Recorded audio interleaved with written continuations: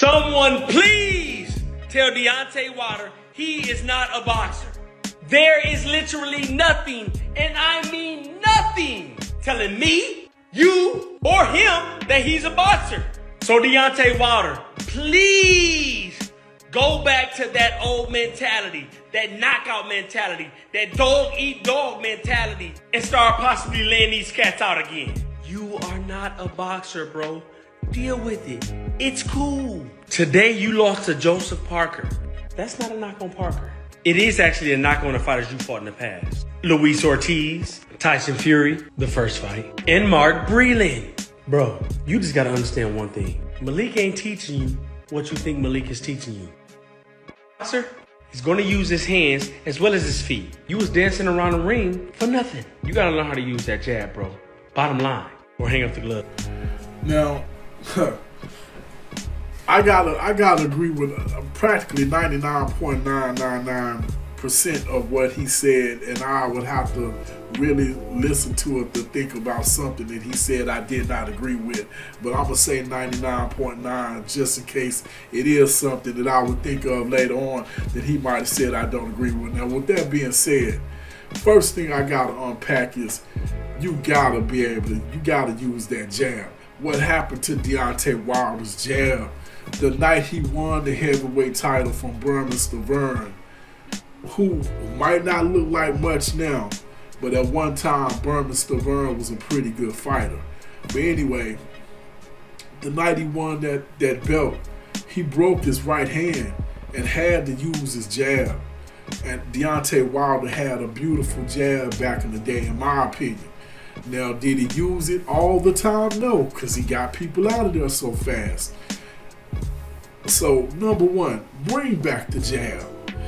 Number two, something else that he brought up is the fact that that he just kept backing up, and that's something he started doing, really, in my opinion, when he knocked out the bald head guy, when he caught him going backwards. And he broke his leg when he hit him. Probably his most vicious knockout. They carried him out on the stretcher. He was out cold. I can't remember the guy's name.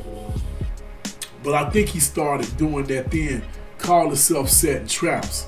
But he did a lot of useless movement. Peter Fury even said it. With a guy that hit that hard, what are you doing going backwards?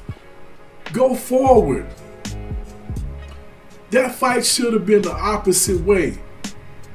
If you would have thought Deontay Wilder would have been running from Joseph Parker, if somebody would have told me that going into that fight, I would have told them they were crazy.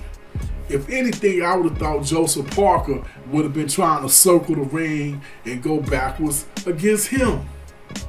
So I'll definitely give Andre Dirrell credit for those two things. Something else. Why are you trying to box anyway? Now, don't get me wrong. I felt like maybe you could refine his game to the point where he could be a better boxer, but clearly that ain't working. He's right. You need to get back to that Wilder, that beast, that monster that came out that wasn't trying to set traps, that was trying to go out there and get you out of there immediately. That's the Deontay Wilder that was the most impressive. Even if he was a little wild, that was still the Wilder that was the most impressive. The one that went out there and tried to jump on you. That was the most dangerous of the Deontay Wilder moments or styles or whatever you want to call it. But here's the irony of this. Andre Dirrell is brothers of the man that Deontay Wilder accused of setting him up. He accused Anthony Dirrell of talking Mark Breland into throwing in the towel in that second fight with Tyson Fury. Do y'all remember that? Sugar Hill Stewart, the trainer of Tyson Fury, and Anthony Dirrell are like best friends.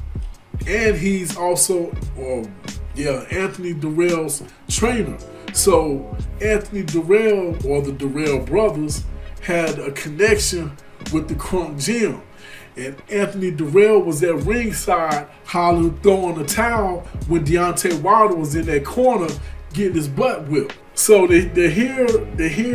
Matter of fact, that's probably why he brought up Mark Breland, because I'm pretty sure Andre Dirrell has some type of relationship with Mark Breland, just like his brother Anthony Dirrell does. But it's funny you're hearing this from somebody that you would consider brothers of an enemy of Deontay Wilder, or at least somebody Deontay Wilder felt like wronged him to the point where he cut ties not only with Mark Breland, but with Anthony Dirrell as well. But I must say what Anthony Dirrell is saying is dead on point, just like I would have to say what Peter Fury, Tyson Fury's uncle, said was dead on point. Why are you going backwards? With that kind of power, you would never see Mike Tyson circling the ring trying to get on his toes to move around and get away from somebody. No, he's coming forward in attack mode. Anyway, that's all I got. I'm not going to stay here and beat a dead horse. But as the man said, if you're not going to do that, if you're not going to work on your jab, if you're not going to take advantage of your best assets, which is your power, and coming up with a style that or use the style that you had that best suited that power, then you might as well just go on here and retire, and it'll be that. But that's all I got. You hit me up in the comment section. Let me know what you think. This Head Busting Boxers on Fight Doctor. Hit that like button, hit that share button, hit that subscribe button, hit that notification bell. Hit me up in the comment section. Let me know what you think. Is Andre Dirrell dead on point? Does Deontay Wilder need to go back to that Wilder style that he had, where he sometimes windmill you, however he goes, did what he had to do to get you out of there early in the fight, or should he just retire? I personally think he need to retire anyway. I think the man is in a good place as a human being, but not the best place to be as a boxer. In other words, I think he got used to them silk drawers and them silk bed sheets that Marvin Hagler used to talk about. It's hard to get up and run early in the morning when you're sleeping in silk sheets. I think that's the place Deontay Wilder is, and maybe them Fury Wars and King Kong Bundy Wars might have took him to a place where he might be a little on the watch side anyway. But like I said, hit me up in the comment section. Let me know what you think. Head Busting Boxers on Fight Doctor. I am out.